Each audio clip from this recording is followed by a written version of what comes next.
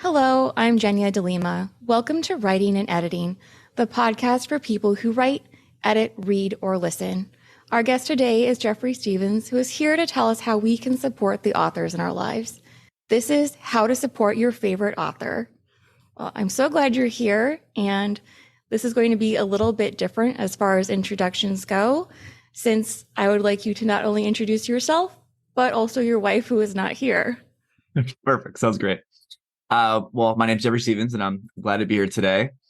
My wife is Lara Buckheit, who's the incredible writer. Well, Lara Stevens, but goes to Lara Buckheit.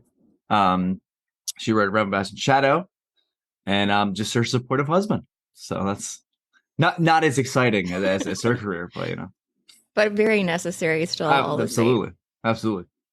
Has she written for as long as you've known her, or was this something that she started doing maybe like years into the relationship? So we were friends in high school, and she always had this dream to write. And she had a very supportive teacher in Miss Peeling, and kind of pushed her through that and then into college. But she started writing around Fashion Shadow when we lived in Charleston. So that was 2017 to 2018. Mm-hmm. So she's been working on the book for a few years, and I've been supporting her through that. What are some of the ways that you've supported her, especially early on, like when she was first drafting, for instance, or just getting those initial thoughts down? Okay, yeah. So really, she would bounce these ideas off of me, and I'm a huge fan of fantasy. Play a lot of like RPGs, stuff like that. So that's kind of my realm. So she kind of like pulled my knowledge from that. So I support her through that.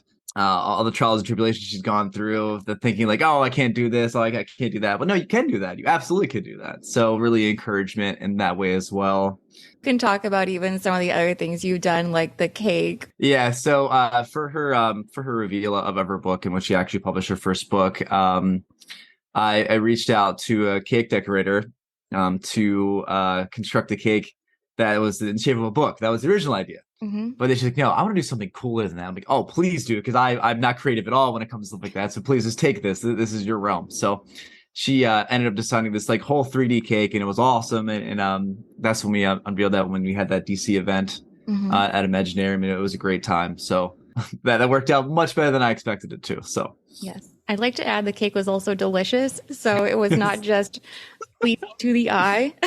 Right. I just think that's one of those things where that goes beyond what people might think a supportive spouse or partner would do.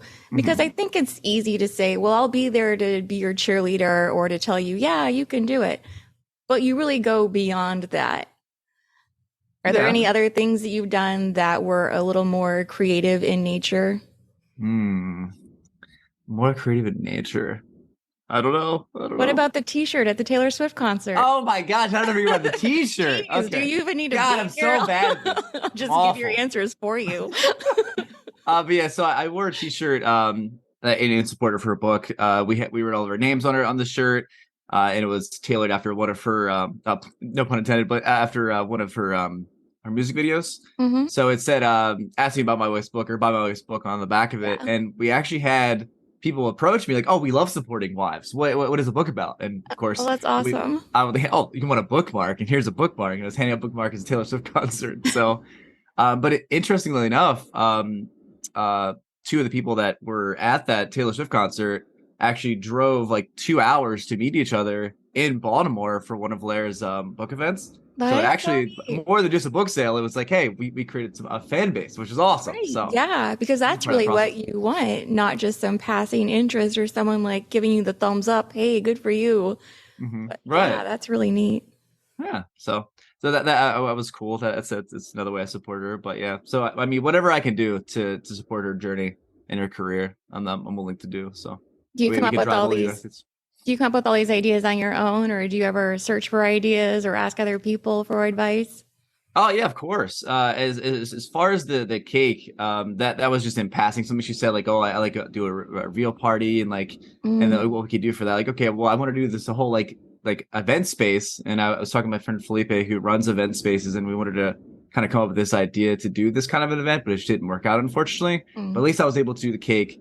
As far as the as a shirt. My wife's a huge Swiftie, so of course, I mean, she's gonna her plethora of knowledge, it's gonna far surpass mine. So that wasn't my whole idea, but I'm absolutely willing to wear a shirt that takes minimal effort. So, but I'm always asking for ideas or searching like Reddit for some ideas to support it in every way that I can, because this is a new journey for me too. Has there been anything about writing or publishing that has surprised you as far as the stress level or even just the amount of time it takes her to do it? Oh yeah, so I wasn't aware of all the moving parts. I mean, it's a very difficult process, and buying just like the rights to your own book, and then you have to buy your ISBNs and all this other stuff, and it's the whole process to me is so convoluted and something that Mm. is so out of my wheelhouse. Yeah. But kind of seeing it through the process and trying to support it as much as possible. And of course, if it's something that I can research, because that I'm the research guy. She always comes to Oh, me like, nice. oh, there's something that when research. Oh, what about this versus this? I'm like, okay, obviously that's something I can do. I can't do the writing because I'm not that creative, but I can do the other stuff behind the scenes. So That's really helpful because each of those pieces really is time consuming. And when you think about just for her knowing that she can pass this on to someone else and someone she can trust to give her solid advice in return and not just the mhm, first thing that came up on Google search.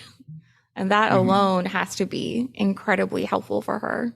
Yeah, yeah. Oh, and also something just popped in my head. So Go I for it. whenever I read like fantasy, like when you start a fantasy novel, like the world is so huge, so you need to have Mhm. like some kind of map, some kind of visual Yeah. aid to like, okay, how are these characters traveling? Where are they going? Hmm. So she came to me, who has no artistic ability whatsoever, and asked me to create a map. I was like, wow, I can't do that, but I'm gonna try. And it looked like a potato. But Great. the fact that a map came out of this, and that she came to me for some assistance, but I could try, I could give it my good old effort, but Yeah, you probably still had a good idea of general directions. This is to you the east of here, and over here on the potato, we can see this lake. see, I mean, it's a visual aid in some way, right? It's better than nothing, Right. And a potato is memorable, so who right? knows? Does she ever have to ask you for help, or do you tend to just offer it? I think it's a mix of both, right? So she'll come to me and say, okay, let me read this part to you, and then Hmm. this book, right? So she'll read this and be like, okay, I get the flow of that, or if there's something maybe I can add to, okay, well, what if they said this, or what if there's a little more tension in this part, and then I kind of ask her like where she is, like going through her edits, like, okay, so where are you at? Like, how many pages you at? She's like, and she's always like, oh, I'm at X amount of words. She's always excited to tell me. They're like, Yes. okay, I don't know what that means, but that sounds like a lot of words. So that's awesome. Um, but yeah, so I think it's a back and forth as much as possible.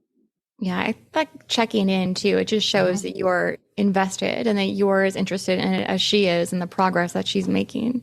Oh, absolutely. Yeah. She's way more impressive than I am when it comes to career. So, I mean, if I can support a creative career for her, and while I'm on the background doing what I can do, then that's, Potatoing. but just potatoing. Yes, exactly. Going back into looking up ideas for people maybe who are thinking, well, how can I also find ideas? Do you have any search terms you use or any specific places you go for asking these questions or finding answers that people have already provided? So yeah, I guess it always starts with like the general like Google search and going from there, like, and then using SEO to kind of find exactly what you would have find. But it kind of starts off as broad, right? Mhm. So if she's like, okay, I need a name for something. So I was like, okay, well, it's always cool to kind of see what certain terms are in other languages and kind of build it on top of those things. Oh. So a perfect example was yesterday. We were talking about how to name this cottage. I was like, Hmm. I don't know what's cottage in Irish. I don't know. Let's start there. And we kind of went on top of that, and we got the Danish, and so those kind of things, like building blocks wise, but not targeted in a way, I guess. But That's interesting. Have you ever done something that you thought would be supportive and it backfired or maybe wasn't as productive as you hoped it would be? I guess running back to what I was saying before, it's like I wanted to create like this space that we could have like an event, Mm. but it was just such a convoluted process to kind of get to that part. So I mean, Felipe could help me with like the event space, but it's like, Mhm. what do I put in this event space? What's the theme for this space? And I really want to do something grand, and it ended up just, I mean, it worked out, but we ended up going to this Right. restaurant and having this cake. But I mean, I want to do something else, right? But maybe in the future, and I but Yeah, this year I'll expect more. I got Aldi last year. Oh, great. Wonderful. Wonderful. But speaking of that, so even at events, you're always there Yes. helping in some capacity. Mhm. So what does that usually entail, or what are some of the tasks that you undertake in order to do that? Well, it all starts with a cool little assistant badge that I have to wear. Yes. So we'll start with that. So very clear designation of what I'm there for. Right. Place you in the Um, hierarchy right away. right, exactly. So I'm the one carrying the books. I carry the heavy stuff, and I bring them to the event. I'm constantly restocking those things that so I'm more the brute force, I guess, when it comes to the process. Hmm. And if she needs a drink, I go get the drink. So yeah, I've really have leaned into the assistant role. I think in more ways than I thought I would. So, but it's been an interesting journey, and I don't mind doing that as long as it's supporting my wife. So, Aw. which isn't a problem. Is there anything that you've learned from being an assistant or ways that you plan on improving your assistant duties? Yes. So my wife, like, she has an issue talking about herself, right? It was like, you got to sell yourself. You got to sell your book. You got to talk. So Yeah. I'm going to be the lead in person. Like, oh my gosh. Like, oh my, are you guys looking for a book to read? Oh, I have a great idea for you. And like, oh, this is my wife, by the way. She's an author of X book at this point. Hmm. So I guess maybe being more involved in that process, being the initiator. Hmm. Because once my wife opens up, she's able to talk about her book and things like that. It's just the initiation process. So if Yeah. I can lead in that role, I will absolutely do that without a problem at all. Oh, good. Are you practicing already, making the elevator pitch for her? Yes, I have actually. We've talked about it because I'm learning all the names and what that they do for the next book, so I can be ready. Yeah, not So, mispronounce them. yes, not yes, that's pretty something exactly. Yes. Is there anything apart from that or anything where, like, do you ever look back and think, how could I have improved upon this, or how could I have done this in a different way? Mm.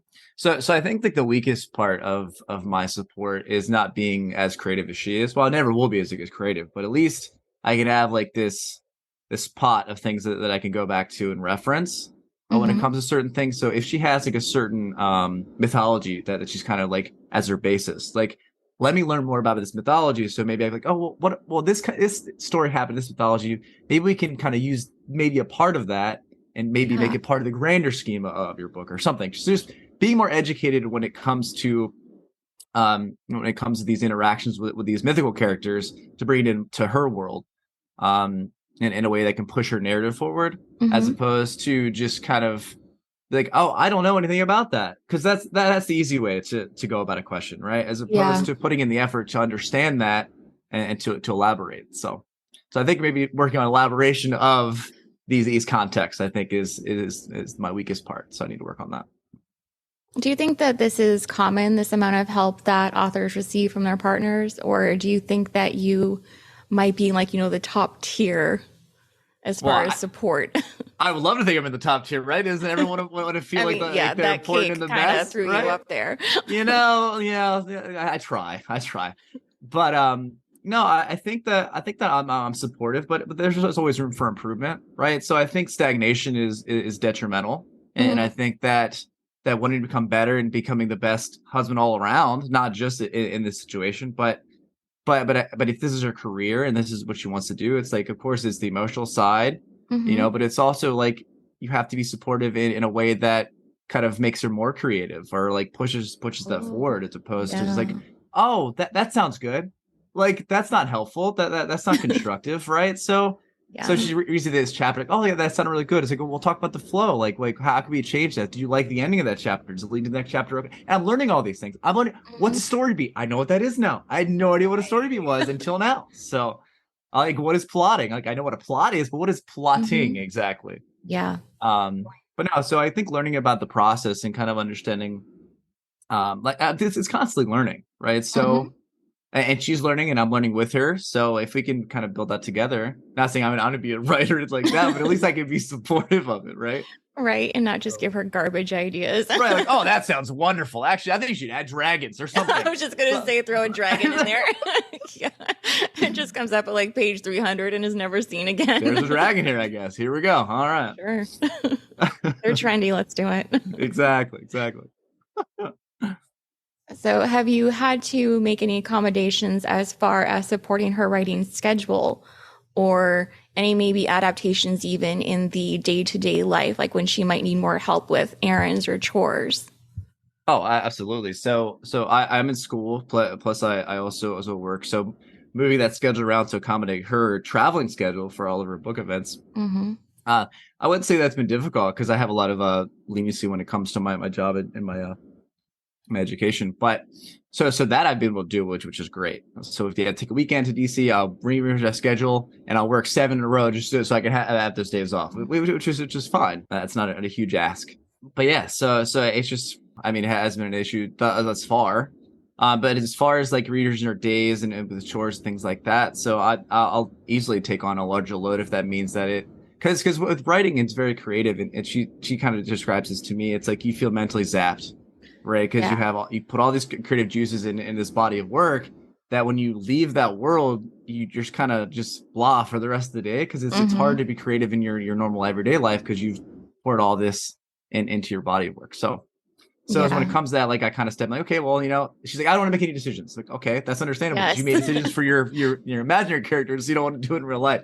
So becoming more regimented and having a schedule, like not worrying about like what we're having for dinners, like take that burden off of her. Just like, okay, we're doing this, and then make a decision, as opposed to giving her the option. Like, no, we're doing this. I have no take on this. This is what we're doing. So yes. I feel the same way about editing. I think it's similar in that you're just using so much of your brain and making decision after decision after decision. And then by the time you're done, there's just nothing left. It really is just like you've got soup sloshing around inside your brain instead. Right. People want to play Scrabble or word association. No, can't do it. Oh God, I've done that all day. No words left. Right. So I do get that. Exactly. Yeah. I've heard that a lot. But I think that you understanding that and being so open to listening to her and hearing what she's saying has to make such a difference versus someone who might be like, yeah, maybe that's true for you, but it might not be true for everybody. So I do think that does really make a difference as far as even just how someone takes in what their author spouse is telling them. Mm-hmm. And I have noticed too, like when she reaches this wall, she needs like a recharge period, right? So whenever she's like feeling down or like she's like it's too much, I was like, all right, let's put on season 1 of Rain, and that'll be your recharge show. All right, so like let's just put that on the background, and everything will be fine. And she's like, yeah, let's do that. So at least I understand that now. So I understand that part. Did it take a while to understand that, or did that happen pretty quickly after she? Pretty quickly, because I don't like rewatching things. She is a huge fan because it's more of a comfort thing. You don't have to use any cognitive effort to understand something because you've already seen it. It's more of just passive. I'm the opposite. I refuse to watch the same thing more than once. I don't know. This is how I am. But she's like, yeah, she's seen Rain like 27 times. And I was like, I don't, just the first season specifically. But I'm like, okay, sure. If that's what you want to do. I do that with music. That's understandable. Well, do you think that how you supported her has changed from in the beginning to where you are now? And if you have, do you think that is based on just you as a person completely? Or is it also based on where she's at now as far as her author journey? So I think in the beginning it was more of a passive support, right? So like I would allow her the time to write, and like, and she'd be like, okay, does that sound good? I'm like, yeah, that sounds great. So what I was going back to saying before, it's like, as opposed to just like giving this, oh, it sounds wonderful. You're the best word it's ever written anything. This sounds wonderful. Right. But taking a more active role and be like, okay, well, that sounds good, but what about this? Or like kind of throwing these ideas out from my background of just fantasy. Like, okay, so what about this? Well, in this instance, in this other book I'm reading, he does it this way. Or like in this battle scene, like this happens. So could you incorporate that, or would that sound better in that flow? Would that fit? So really taking more of a, like I said, an active role in that support as opposed to just being passive. So I think that's the biggest change. And I absolutely have seen that change through even the course of my career too. It's like, of course I'm in psych. So that mental like depletion that she experiences, I understand it more so now than I ever have. Right. So she would explain it to me. Right. I would hope so. Right. So, right. Fail you out of school otherwise. Well, I guess I'll choose a different career then, I guess. Career assistant. So you read this cognitive load, and then you have to kind of like, in a way, kind of dissociate from that, and you put on Rain, and then you come back, and you're back in the workflow, or you give her enough time to kind of recharge. So like emotional battery, stuff like that. Like I don't deal with something like that. I'm very extroverted, but like when it comes to introverts, like I'm learning way more about introversion than I ever have in my life. So that has been a huge boon to my understanding. Oh, So good. That'll make you even more helpful at all these events where most of the people there are introverted. right. So that's why I don't mind being the pitcher, right? To go and like, Yeah. I love talking to people. Let's take my strength and you use them to kind of better hers. So Yes, you're balancing the rest of us. right, and I do my best, So you've mentioned that you are interested in the same genre that she writes in. Do you think that it'd be harder for you to do some of these things if she wrote in a different genre, maybe one that you're not as interested in? So I know nothing about murder mysteries, but I like watching them. They're interesting, but I don't think I could add anything to a murder mystery at all. But like I said, it's all about researching. So I would, okay, this is what you want to do. Let's see what tropes we have to hit and what story beats we got to hit in this new murder mystery you're now writing. So it's just learning. It's just trying to better yourself in every way that you possibly can and not stagnating. Have there ever been times when you've felt like you're stagnating though, and you've had to push yourself out of that? So I think in the beginning, like when you take that like passive role, and you just continue doing that, it's like it's not bettering anybody, it's not bettering yourself.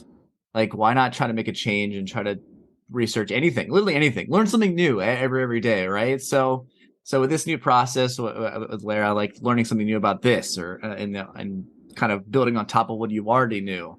It's not like you're starting completely fresh, right? Because you understand like writing is a thing, right? Or like your career is a thing, right? So like in my background, it's like, okay, well, I like psych. Let's expand that into something else. Let's just go to school and become a nurse practitioner. Why not? So, but yeah. So I think in every facet of life, it's like you just want to continue doing the other things. Yeah. Have you ever used anything that you've learned in school for the actual books or maybe for character development and not just in better understanding what she's told you or understanding why she's experiencing some of the things she's experiencing during that writing draining process? Yeah.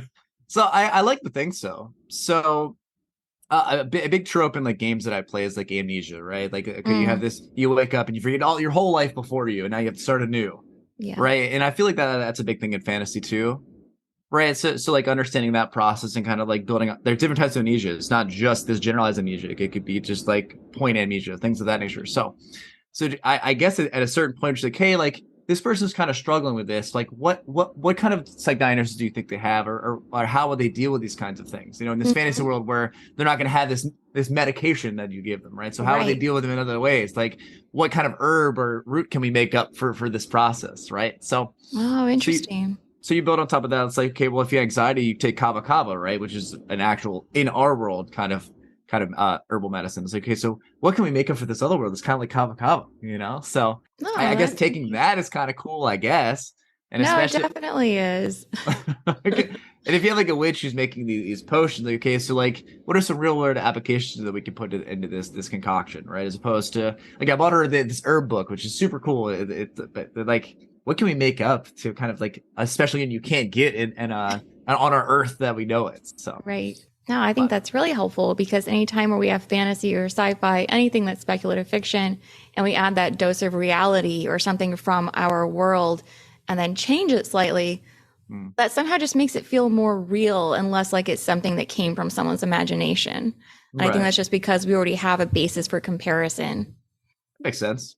So it's like rooted in our world, but it's like you kind of expand on top of that and kind of like, I don't know, get little descriptors of it, but it's a different thing now. It's like your own thing that you kind of use as the basis of something else. So it's kind of neat. Yeah. Well, that's neat that you're able to contribute that. And also just not that you do it, but that you're enthusiastic about it and that you're eager to add these things and help her out in every way possible. Of course. And that's why you got to be on the show.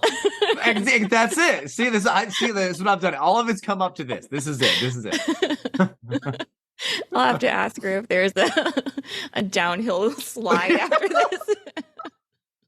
I'm gonna stop trying now. This is it. I've peaked. I've peaked now. So rip your assistant badge next time. You don't deserve this. No, it's my prized possession. Well, is there anything else that you have upcoming with her that you'd like people to know about? Oh yeah, so places they can see her next. Oh, so I know that we have Imaginarium planned in DC. So that's usually the bigger one. And I'm sure there's other events that are planned too. I know that there was something in Salem at some point, but all those things are coming up, and she's got some releases coming up that I'm really excited about. So I'm excited to be the assistant on that too, all of her events. So it's going to be exciting. So I really enjoy the traveling and meeting her fans, things of that nature. So, and of course, seeing my wife brighten when she sees, oh my God, you read my book. Of course they did. That's why they're here to see you. That's the whole purpose. So. And she does seem very popular every time she goes to events too. Yes. And I love to see it. I just sit back and like a tear wells in my eyes. I'm just so proud. That is adorable.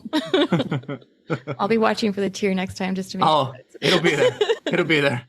Well, do you have any last tips maybe for someone who is just overwhelmed with how can I ask for what they need, or how can I find ways on my own to help them out? I think support comes in a bunch of segments. So maybe it's not your spouse or your partner. Maybe it's your friends. Maybe it's a Discord group, or maybe it could even be a Reddit thread. So people can be nice on Reddit sometimes. But it's just reaching out to support and finding it. I'm sure there's a blog, or there's always someone looking for help in some ways, shape, or form, and just not just creative writing, but in everything. If you're feeling down or whatever, there's always someone that's available. So I just reaching out, to someone that can help you with whatever you're going through. I think that's the same as necessary. Yeah, well said. Thank you. And that's all for today. Thank you for listening, and please check out the show notes for more information. We have a surprise double release next week, coming up with the next episode of Editing Essentials, which will air on Monday. And I dread hearing from you. A look at querying with author Zilla Novikov on Thursday. Please join me. Thank you.